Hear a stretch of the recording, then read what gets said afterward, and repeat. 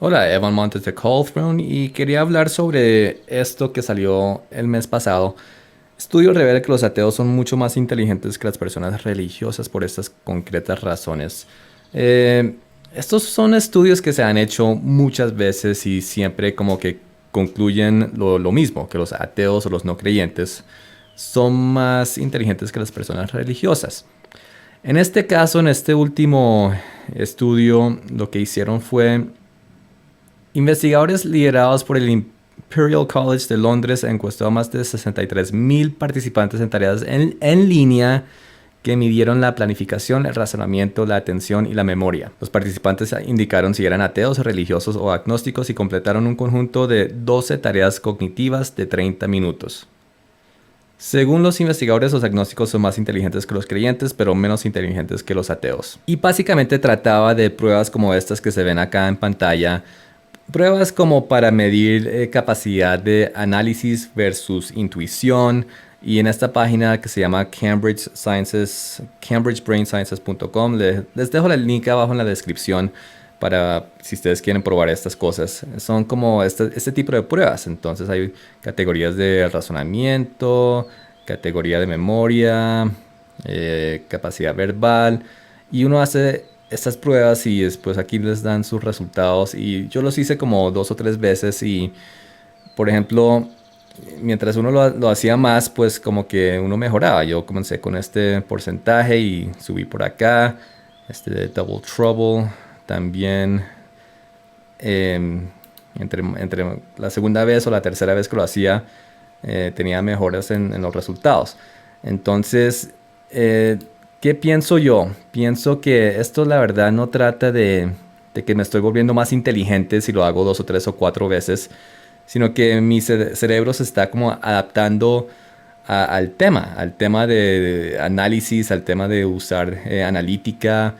Y no creo que trate, digamos, de ser más inteligente o menos inteligente, simplemente de estar como usando partes de su cerebro que se enfocan en la tarea a mano. Y bueno, se podría hacer el argumento de que personas no creyentes o ateas, pues se enfocan en cosas mucho más materiales y más matemáticas, más tiempo. Y por eso tal vez su capacidad para este tipo de pruebas se puede estar como más desarrollada, pues porque utilizan esas áreas de su cerebro más. No es que sean más inteligentes, simplemente que usan más esas áreas del cerebro que tal vez una persona espiritual o religiosa. Y también hay otro fenómeno que contribuye a estos resultados y es que entre más educadas sean las personas, más propensas son a dejar la religión, pero no por las razones que uno podría pensar a primera instancia. Más educación y o acceso a educación es prácticamente sinónimo de más dinero. Y hay un fenómeno que ocurre cuando uno tiene más dinero y es que en muchas ocasiones uno se vuelve más orgulloso y o con menos necesidad de tener a un Dios diciéndole qué puede o no puede hacer. O sea que no necesariamente trata de inteligencia, más bien trataría de humildad. Por ejemplo, digamos una familia humilde, no tendrían como muchos recursos, muchas opciones para calidad de vida, para el futuro de sus hijos. Tendrían mucha más necesidad para un Dios que los protegiera, que los cuidara, que los sustentara, que les diera oportunidades. En cambio, una familia con dinero, pues cualquier necesidad que tengan, pues lo compran. Sea educación para sus hijos, servicios de salud, calidad de vida, cosas materiales, tendrían acceso a todo eso. Y entre más tengan, fácilmente se van olvidando más y más de Dios. Por eso es que estadísticas de los países menos religiosos tienden a ser los más industriales, Estados Unidos siendo la gran excepción, mientras que los países subdesarrollados tienden a ser más religiosos. Y es este fenómeno de más recursos resultando en más orgullo, resultando en menos Dios, es lo que explica lo que está pasando actualmente en Jerusalén. Todo este conflicto de judíos y árabes y palestinos y dos estados es consecuencia directa e indirecta de este fenómeno. A ver, me explico.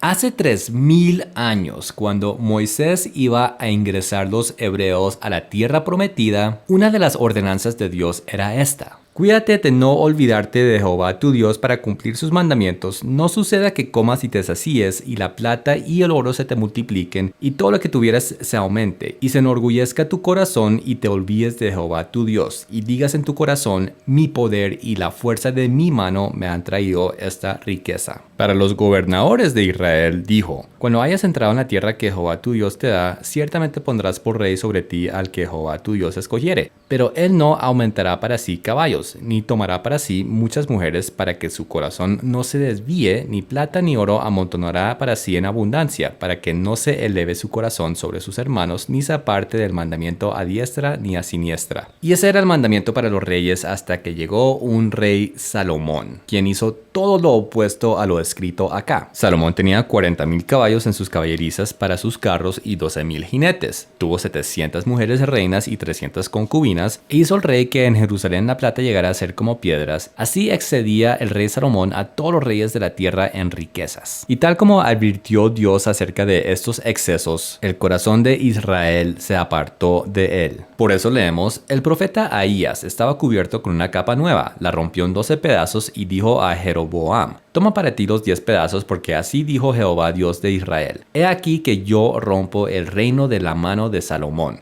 y a ti te daré 10 tribus, por cuanto me han dejado y no han andado en mis caminos para hacerlo recto delante de mis ojos. Esto fue el comienzo del fin para Israel como una nación soberana con capital en Jerusalén. De ahí siguieron guerras civiles, invasiones de imperios extranjeros, la expulsión de los judíos de la tierra prometida, una diáspora de 2000 años, el regreso de los judíos a la tierra prometida, múltiples guerras y ahora una población árabe diciendo que son palestinos y que Jerusalén es la capital de ellos, y bueno, ya saben el resto de la historia. En conclusión, sí es cierto que las personas con más recursos y más estudios tienden a ser menos religiosos, pero no por inteligencia en sí, no porque saben algo que los religiosos no saben, sino más bien por menos deseo o necesidad de tener a Dios en sus vidas. Ahora, eso no quiere decir que en el mundo de la religión no existen cantidades de supersticiones y mitos y leyendas que la gente sigue creyendo como veraz. Y por eso es que no trata de ser religioso o ser espiritual o trascendental,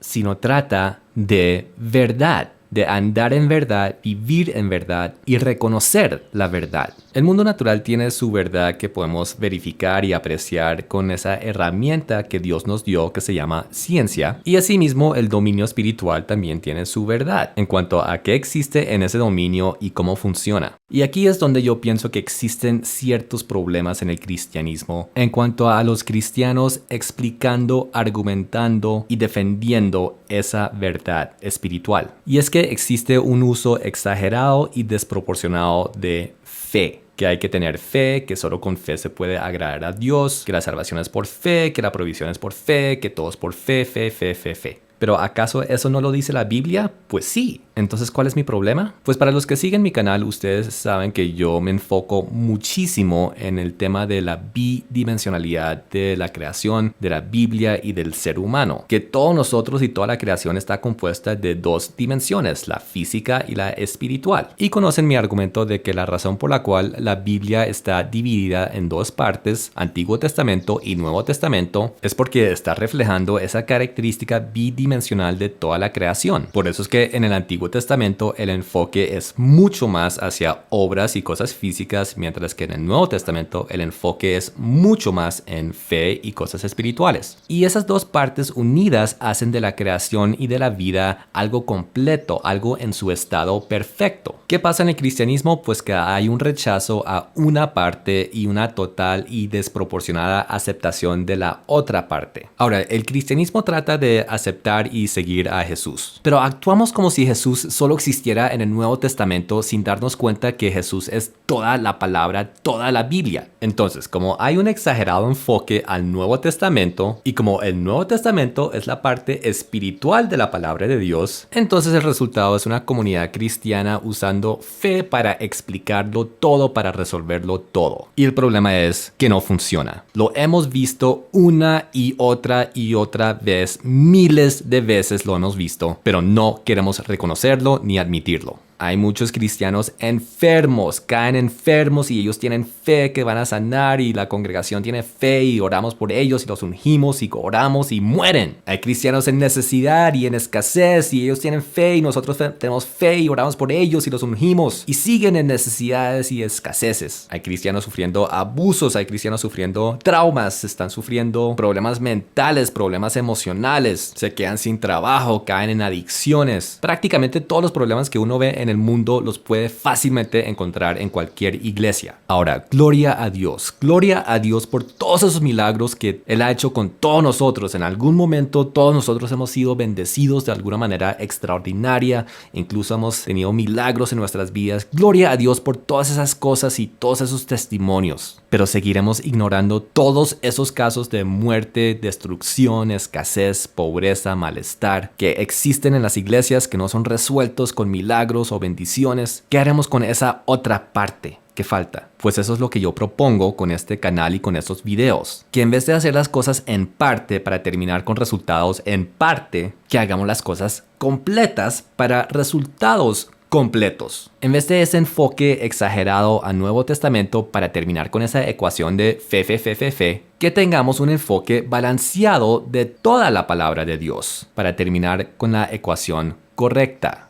Fe más obras. Esa es la ecuación correcta, es la que nos dio Dios y es la que se ve a lo largo de toda la Biblia. Argumentémoslo a ver si no es el caso. Comencemos con uno de los casos más famosos de falta de fe en el Nuevo Testamento. La de los hebreos no creyéndole a Dios que los iba a meter en la tierra prometida. Y como consecuencia Dios se airó y los dejó en el desierto 40 años para que esa generación muriera por su falta de fe. ¿Pero acaso trataba solo de fe? ¿No estaba esta fórmula de fe más obras? Pues consideremos la primera vez que Dios habló con Moisés. Le dijo que lo iba a mandar a liberar a los hebreos de Egipto. Y Moisés dijo, ok, ¿y cómo se supone que yo, un campesino de 80 años, va a exigirle esto al faraón de Egipto? ¿Y cómo voy a convencer a los hebreos que me sigan al desierto? Y ahí Dios le dijo, vas a hacer una serie de obras para que todos te empiecen a creer. Pueden leerlo en el capítulo 4 del libro de Éxodo. El caso es que para cuando ya estaban liberados de la esclavitud de Egipto en el desierto, ellos ya habían visto las obras más increíbles a gran escala que jamás la humanidad había visto del poder de Dios. Vieron todas las obras y toda la evidencia física necesaria para saber y entender que este Dios era el verdadero Dios y que nadie ni nada podía contra él. Y sin embargo decidieron más bien que él era un mentiroso, que los sacó del desierto para matarlos, que era un débil, que no podía contra los gigantes que habían. Entonces no era un simple caso de falta de fe, era haber rechazado todo lo que Dios hizo por ellos, era rebelión contra Dios porque ellos querían tener ídolos de oro y era maldecir su nombre, diciendo que él era un mentiroso que no iba a cumplir lo que prometió, aún después de que él había ejecutado todas las obras necesarias para comprobar que él era poderoso y fiel a su palabra. Abraham fue otro caso de fe más obras. Él tuvo que demostrar su fe mediante la obra de matar a su hijo Isaac, quien fue reemplazado a último segundo por un sustituto que Dios proveó. Y así en prácticamente todos los casos donde hay algún tipo de fe que se involucra, hay algún tipo de obra que lo acompaña. Pero hubo por lo menos un instante donde alguien quiso desbaratar esta fórmula de fe y obras. Fue el rey Acaz, rey de Judá, quien estaba a punto de ser atacado por 2 ejércitos, pero entonces Dios por medio del profeta Isaías le dijo que no iba a suceder y que pidiera una señal como confirmación de esta promesa. Pero Acaz prácticamente dijo, no voy a pedir señal, yo tengo fe.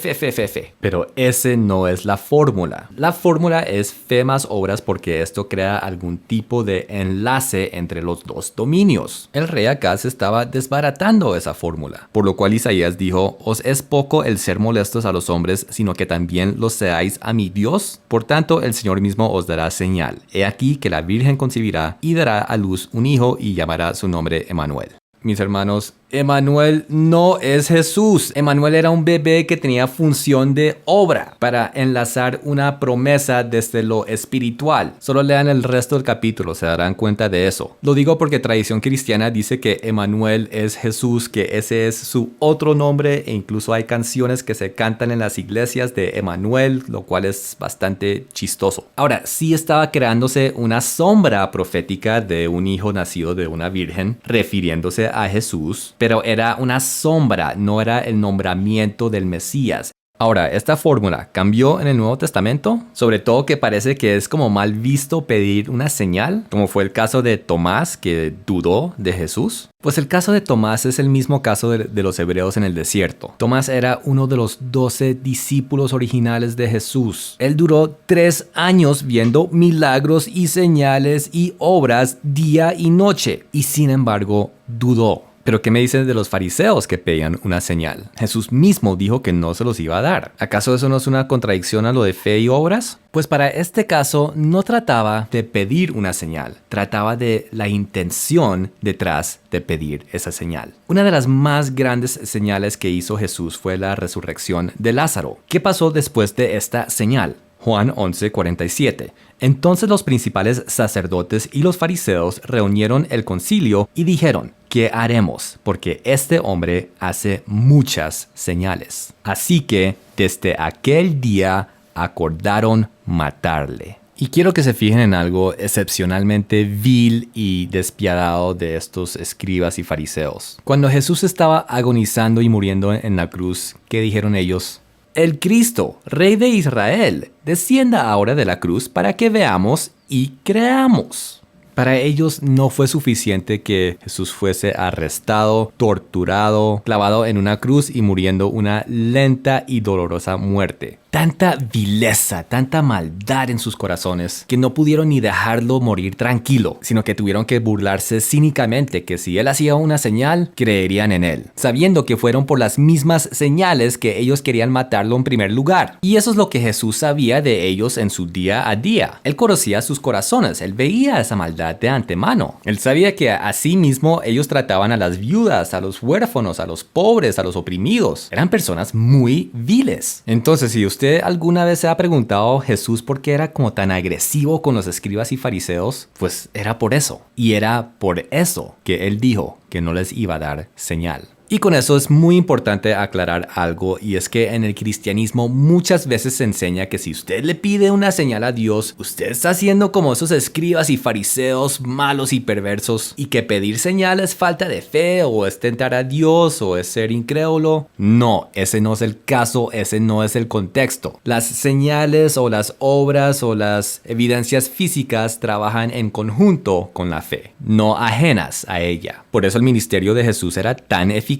porque él hacía muchas señales. Igual los apóstoles, cuando recibieron el Espíritu Santo, hacían muchas señales. Entonces no trata de pedir o no pedir señales, trata de cuál es la intención en su corazón de pedir esa señal. ¿Está basado en algo de fe, en algo espiritual legítimo? ¿O estás tentando a Dios? Sea lo que sea, una cosa es cierta, y es que los cristianos no debemos seguir más en conceptos de fe ciega. Fe ciega no existe en la Biblia, es más bien algo antibíblico. Ser espiritualmente ciego no es algo bueno, es algo muy malo. Dios quiere que tengamos entendimiento, sabiduría, lógica, razón, conocimiento en las cosas que hacemos o no hacemos. Y Él quiere que usemos todo eso en conjunto con los frutos del Espíritu, para así poder ser luz en este mundo. Cuando un no creyente ve una noticia como esta, lo único que puede pensar es: gracias a Darwin que no soy un loco religioso de esos. Menos mal yo sí soy una persona razonable y lógica que se basa en evidencias. ¿Y qué le vamos a decir a personas como esas? Que no, es que usted necesita tener fe.